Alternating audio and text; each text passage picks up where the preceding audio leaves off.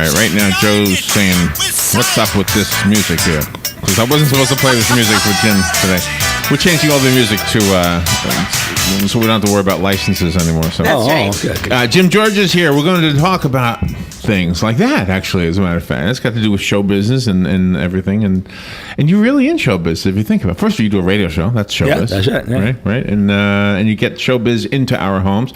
There was a statement made on Clark Howard last night. I'm going to tell you, I only heard it in passing, so I don't even have the information to give you details if you have questions. But he said there was a new opportunity, a new company or something that's going to offer cable TV service for half the price.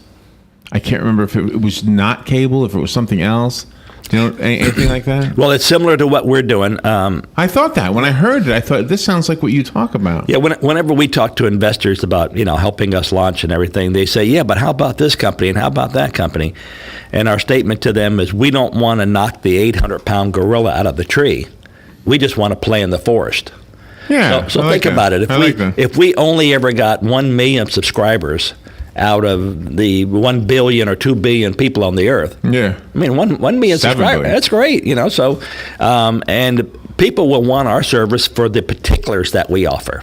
So there's one called Global TV that just launched. There's another one in Australia that's really big. They do exactly what we do, and they have about 2 million subscribers in Australia right now. But they don't offer any American channels. And what we want to do is offer Australian channels, American channels, French channels, and you just choose what you want. Wow. And we're going to start our own channel. You ready for this? Yeah. 24 hours a day, commercials.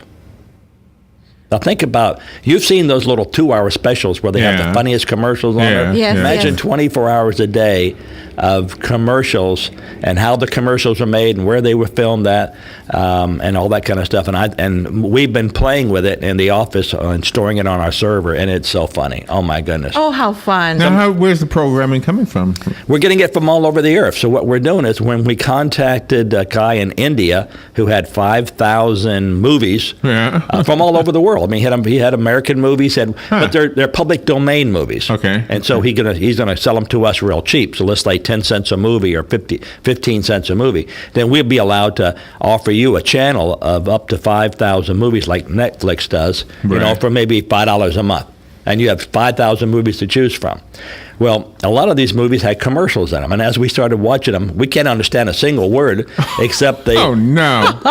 they have the crawl line, the closed caption. Okay. And it's so funny. I mean, like a guy comes out and he's all out of he doesn't have any more underwear, and his wife yells out, "Well, we're out of cereal." He said, "Cut 2 holes in the box and give it to me." Oh, how fun. I mean, it's all kind of stuff. We were just laughing at Indian humor. Yeah, Do you have to worry about licensing then for the commercials because that's about a product? Yes, that's one of the things that we're doing right now is I'm going to fly to San Francisco on the 12th and 13th. I'll be out there, and we're talking to a company from China who has 200 Asian channels. And he has all the licensing rights and everything. And he was saying he's looking for a venue on how to get his product into the U.S. Well, just a week before that, I had a company call me in California saying, we have 200,000 subscribers that are watching Chinese channels, but we're illegal. We don't have the legal rights to them. Can you help me get legal rights? Oh, wow. And then a week later, I meet a guy who's got over 200 channels, and he has the legal right to them. So I'm going to go out there and put the deal together. And so if you were, spent 2 years in Beijing or something as a court, and you want to watch Chinese channels, watch them. Right now, Hong Kong is a mess. You see all the Hong Kong news? Mm-hmm. Just that. Well, you know why? Because they were kind of westernized by being under British control for so long. Right. Well, good for them. I'm glad they're doing what they're doing. Yeah. Well, if the Chinese government ever goes in there and puts their foot down, everything will stop. And yeah. Do you have to fill out different paperworks for all the different channels that you're going to have to offer and submit it to the different governments of the different countries? We do. Every 6 months, we fill out paperwork for the, believe it or not, the Library of Congress. Oh.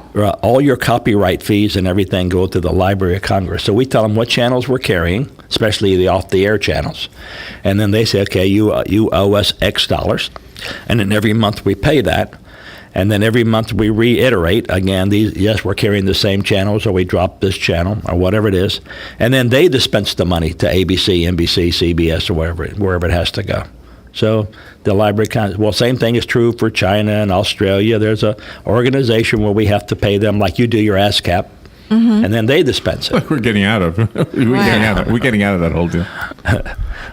because they, well, I guess that's shop talk we shouldn't talk about on the air. It's of interest to very few people, but.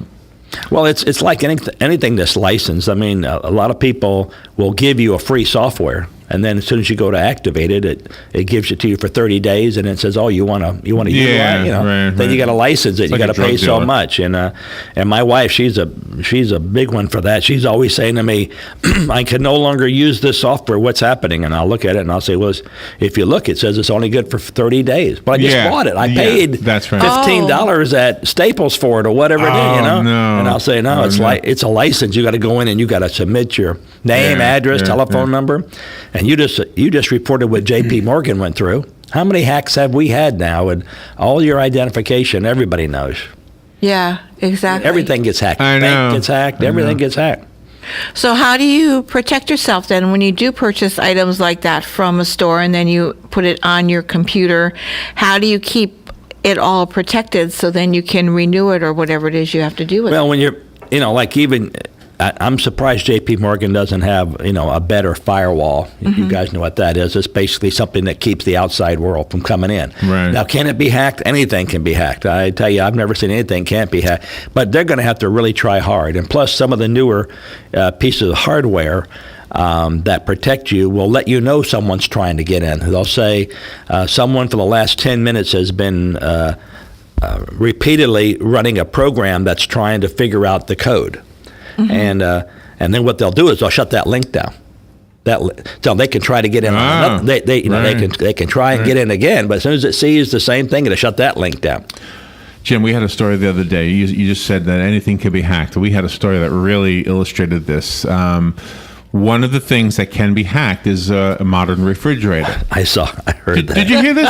and why? Okay, this was during the segment with Galen, and the question was, well, why would somebody hack a refrigerator? Well, this is what they're doing. Did you hear this? Yeah. They actually will hack your refrigerator so you can put into the refrigerator this spamming thing so that it sends advertisements to your computer that you keep trying to get rid of, but it won't go away, and you can't figure out where it's coming from, and hey, it's coming from your refrigerator. Right. Isn't that crazy? And actually, we did a new tone intercom system for a gentleman here in town, and in his home, and he recommended somebody else, and we went to their house to do that, to talk to them, and they had a computer problem, and we checked it, and the interference was coming from their own house. Really? And he had an appliance, and I don't think it may have been the refrigerator. My IT guy told me about it, and he said, and it was emitting all these things.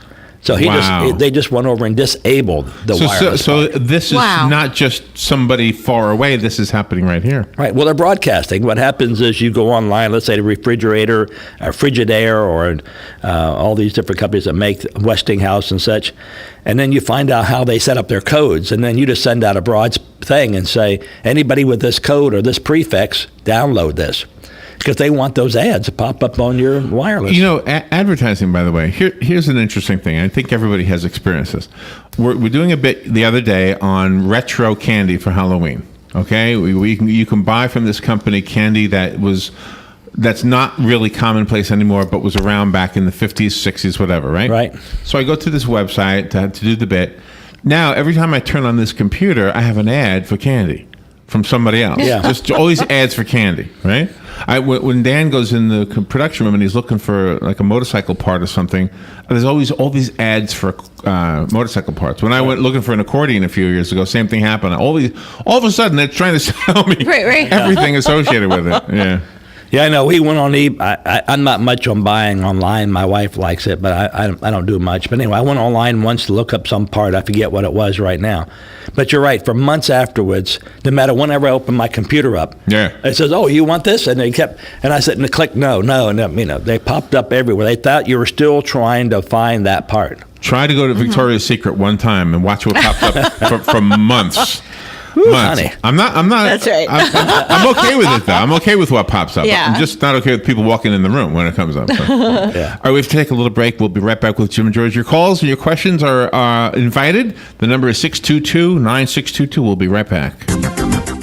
The weather is brought to you by myfwc.com. Safe boating is no accident. It'll be partly sunny and very warm today with a shower and thunderstorm around this afternoon, the high 86 to 90.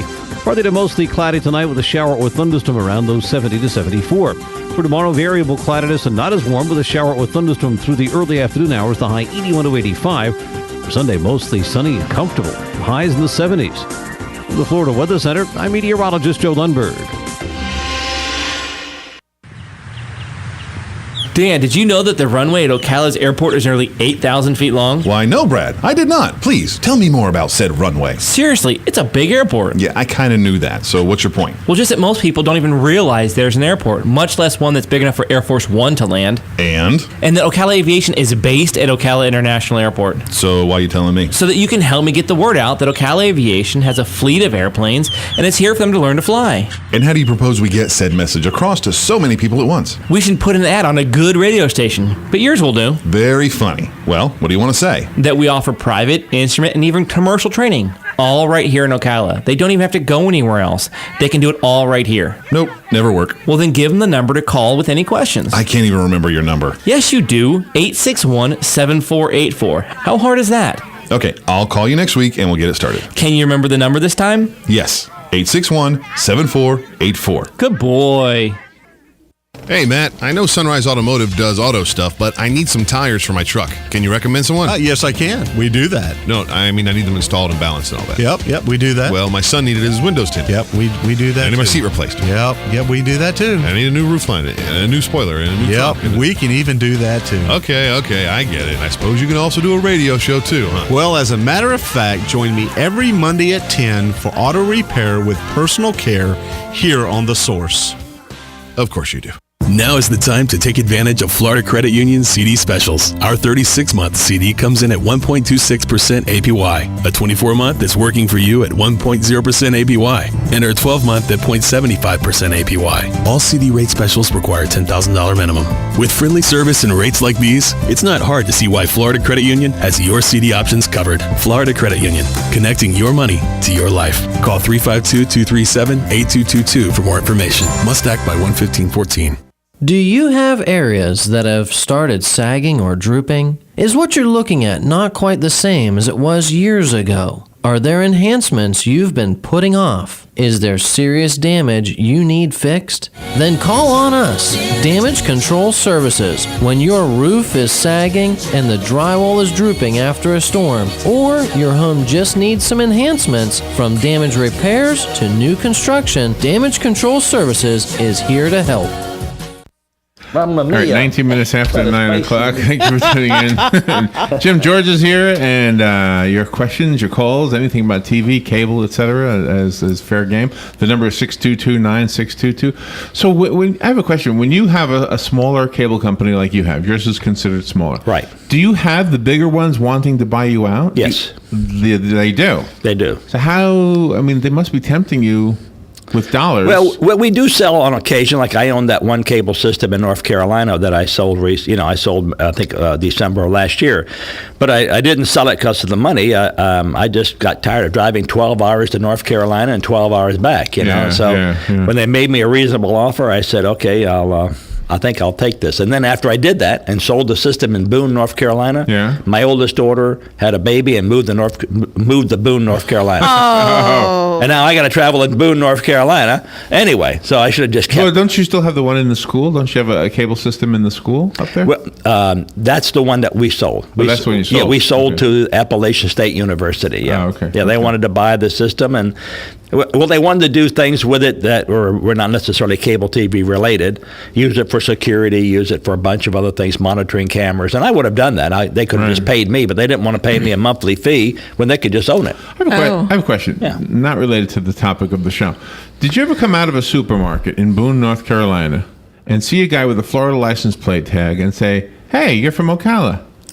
And then he said, "Yeah, you're right. How do you know?" And then you were from Ocala too. Did that happen to you? I've seen a lot of Florida tags. Because that happened to me. I'm wondering if I bumped into you one day in Boone. Because that happened to me. I was in Boone, and some guy came out of a grocery store. I said, "Hey, you're from Ocala." Mm-hmm. Yeah. I'm trying to, and I think you look like you. I'm trying. My wife and I were traveling to North Carolina once, and we stopped in Brunswick, Georgia, to get a bite to eat. And she was all disheveled. You know, she'd been sleeping in the car and everything. And we left late at night. And I said, "Come on! I mean, we're in Brunswick, Georgia, at a truck stop. What's the odds you're going to meet anybody you know?" We walked in there and met 3 couples we knew. They were coming back from another state, and they'd stopped at the train. And here she is, shorts all wrinkled, shirt, face all matted. She said, "I hate you." Since you're going to be doing, I like the look of disheveled women. By the way, I just like to tell you that. I'm sorry, Robert. I didn't mean to interrupt, but I just want to squeeze this in there. I actually like that look. Yeah. Well, a lot of times she'll get up and her face is all messed up and her hair is all wrinkled. And I go, "Wow, thing." It shows you're a real person. See, as a man, the hair sticking up everywhere. Oh, I used to go camping. And when you camp, you have to go to the public community restaurant. Right. And you walk there, all these women are like, "Oh, don't look at me." I was like, "Oh, you kidding? I love that look." Since you have a channel with just commercials, there has to be a practicality for that. Since those 3D printers are getting really big now, do you think that one of your channels you'll be able to, they'll have a commercial, you'll order something, they say choose the color and whatever configuration you want now, you go on your TV set and then you push the buttons on there, they send it to a 3D printer in your area, and then you can go down right away, pick it up? Sounds logical to me. The only problem is what's inside the object that the 3D printer prints. I mean, if it's electronics, then they can't print the electronics, but not yet. But it's not yet, right? Yeah. So, there's all kind of things that people buy online, but I kind of wish they didn't. Like I said, there's too much information out there. Everybody knows your information. The other day I was at a lady's house, and she works for a medical facility, and she was wanting to make sure that our internet's secure. And I said, "Yes, it is." And then one of my texts said, "Well, don't you go to McDonald's sometime and use their Wi-Fi?" She says, "Never. I don't dare put all this medical information that we have on all these patients in a public domain." Okay. I said, and she said, "How about you?" I said, "No, I do it all the time." I said, "They want to steal my information, let them. They'll probably give it back to me and say, get some money. We can't steal anything. You don't have anything." So. But is Wi-Fi like Wi-Fi printers? Are they going to become a thing of the past, where when you do have all of your information on your smartphones and then have it hooked up to the cable system, all you have to do is just send a code or something? You don't have to have the actual paper to print Well, out? I get right now in my house I have a Wi-Fi printer, and I send to it, and it prints in my house. And also from my house I can send to my office printer. And when I walk in the morning, it's there. I just sent a link and told my wireless in my house to contact my printer in the office and print it. And you have a special code for that? Yeah, it's a VPN, virtual private network. Oh. It does that. Yeah. And you can set that private network up with people that get your service? Yep, just give them a code and they can come in and print.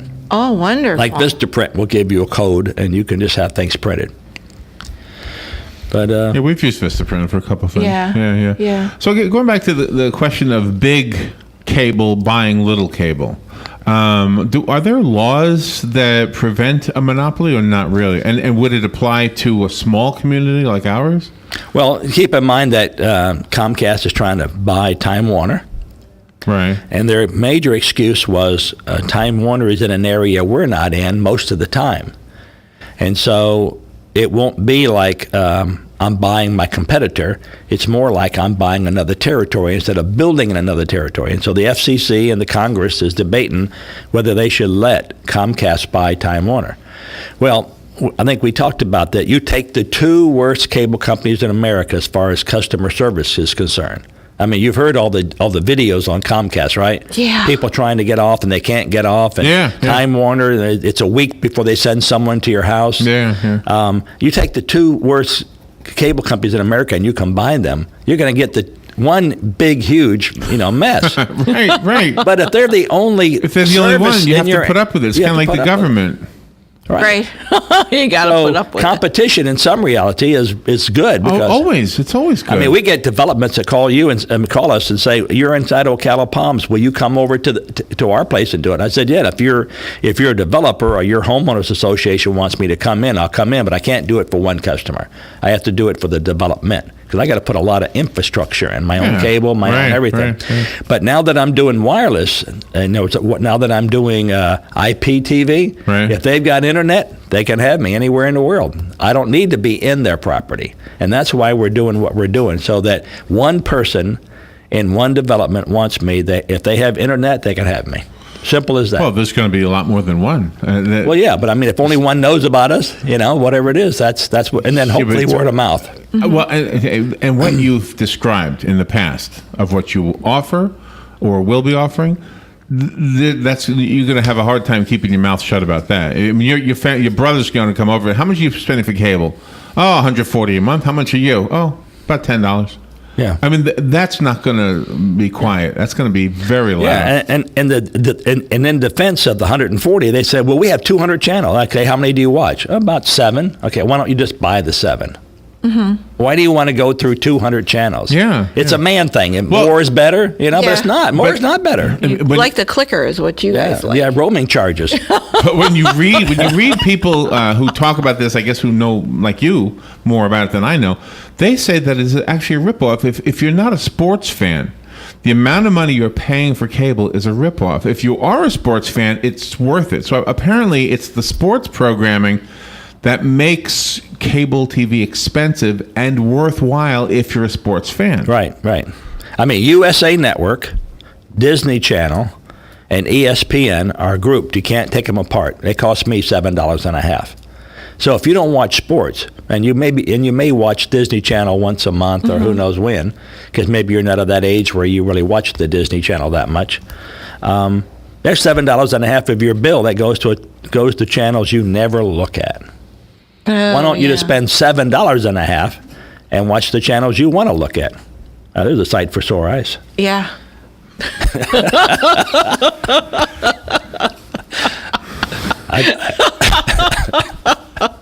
I concur. Joe missed it. This is radio.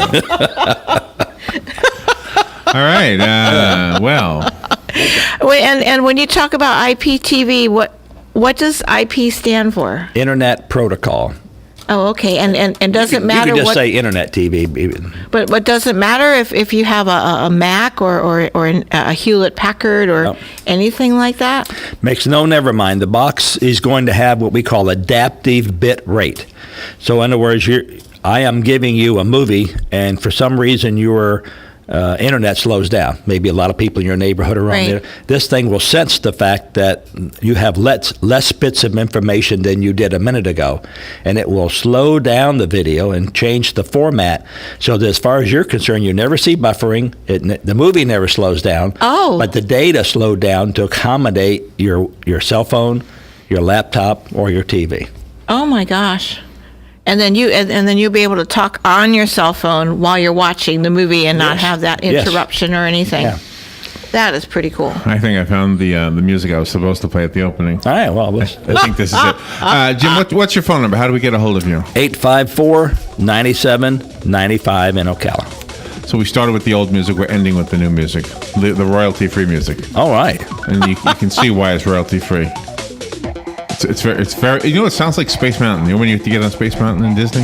It's been years, right? It's been many years since I've been. And I don't plan to ever. I got tricked to going on Space Mountain. My wife wanted me to go when we were first married, and and then I realized it was a roller coaster. And oh my God, I am never going on this thing. Up and down, left and right. You said, wait a minute. We're just married. You're asking me if I want to go on Space Mountain. I hope this is a euphemism.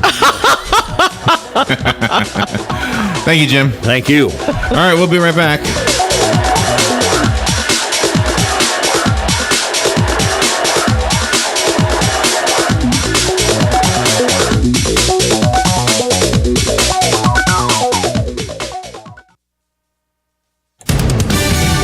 Fox News Radio, I'm Lillian Wu. Our economy added 248,000 jobs in September. That is above expectations.